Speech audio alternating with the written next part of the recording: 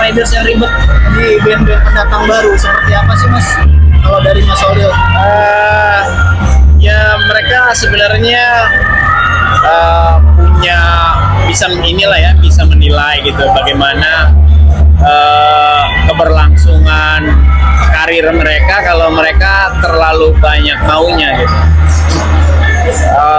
Kalau buat saya pribadi, saya nggak tahu saya dikategorikan sama band ya ARK itu apakah band baru atau band lama, tapi ya merasa bahwa ngerepotin penyelenggara tuh nggak membawa manfaat gitu. Kita perlu ada kebutuhan yang harus terpenuhi ya, misalnya kalau lapar, kalau haus, tapi ya seperlunya aja sih gitu ya, kebutuhan-kebutuhan yang nggak terlalu perlu dan nggak relevan dengan performa kita di panggung kayaknya nggak apa-apa kalau nggak harus dipenuhi oleh penyelenggara gitu ya.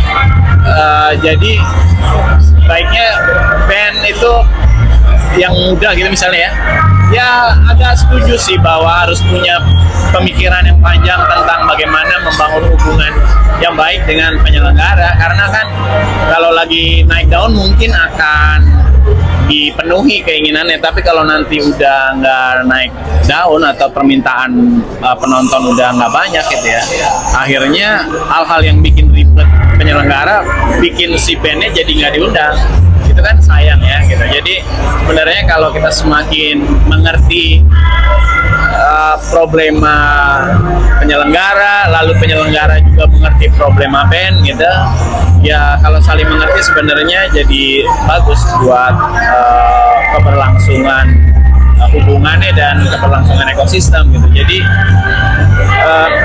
nggak pengen jadi preachy guruin orang lain, tapi kayaknya kita kalau berhubungan dengan orang saling mengerti itu sebenarnya bagus. Jadi ya bandnya lah harus bisa melihat sendiri situasinya gitu. Tapi ARK sendiri merepotkan nggak Mas? Kira-kira Mas? Kita berusaha nggak merepotkan.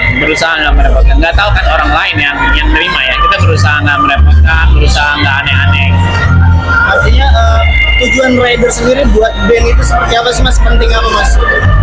Ya, riders kan ya sebenarnya kalau kita dalam situasi misalnya ya kan nggak selalu kita kekenyangan ya, kadang ada juga kita pas menuju ke tempat lapar jauh macet gitu ya, mungkin ada makanan juga lumayan perlu gitu ya, tapi juga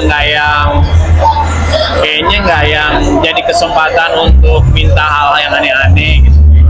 Jadi ya asal ada yang proper lah ya, yang cukup untuk makan minum.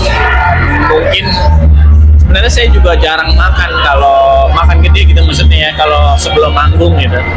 Jadi secukupnya si band untuk bisa perform aja sih. Kalau terlalu banyak dan banyak terbuang juga sayang sebenarnya. Jadi si band bisa ngukur, tapi juga band mesti ikut bisa mengerti lah kesulitan dari penyelenggara. Itu sebenarnya baik pasti.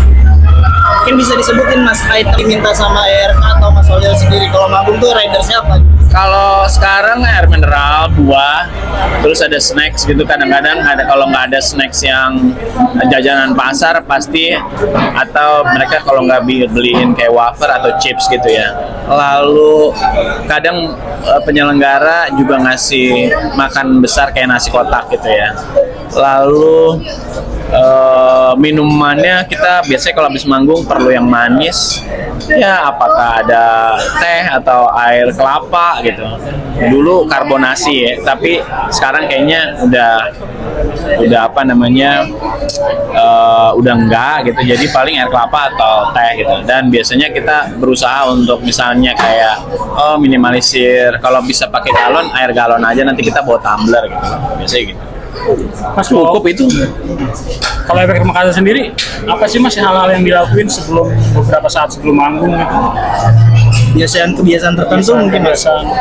Manasan fisik fingering gitar misalnya? Enggak. Gue pemanasan fisik biasanya di rumah sih sebelum berangkat. Misalnya kalau pergi di daerah ya berarti di hotel. Kalau belum berangkat kalau di Jakarta itu ya di rumah gitu ya. Karena kalau gue nyanyi sekarang semakin tua semakin nggak bisa nyanyi kalau kurang pemanasan gitu. Jadi gue pemanasan dulu di rumah sekitar 3 jam atau 2,5 jam sebelum manggung. Ada waktu istirahat juga dan sambil menuju ke venue gitu. Itu aja sih, karena kalau kurang lancar sirkulasi itu sulit menjangkau nada-nada tinggi gitu. Jadi kalau gitar enggak sih, biasa aja. Karena kadang-kadang orang lagi demam main gitarnya bagus aja gitu. Tapi kalau orang lagi sakit nyanyinya nggak bagus. Jadi gue lebih concern ke jaga fisik buat kemampuan bernyanyi, karena dia memang membutuhkan fisik yang kuat, harus istirahat, cukup tidur dan lain-lain. Selebihnya anak-anak kalau di belakang panggung cerita-cerita aja sebelum manggung dan paling berdoa aja. Mas Holil, terima kasih banyak. Sama-sama.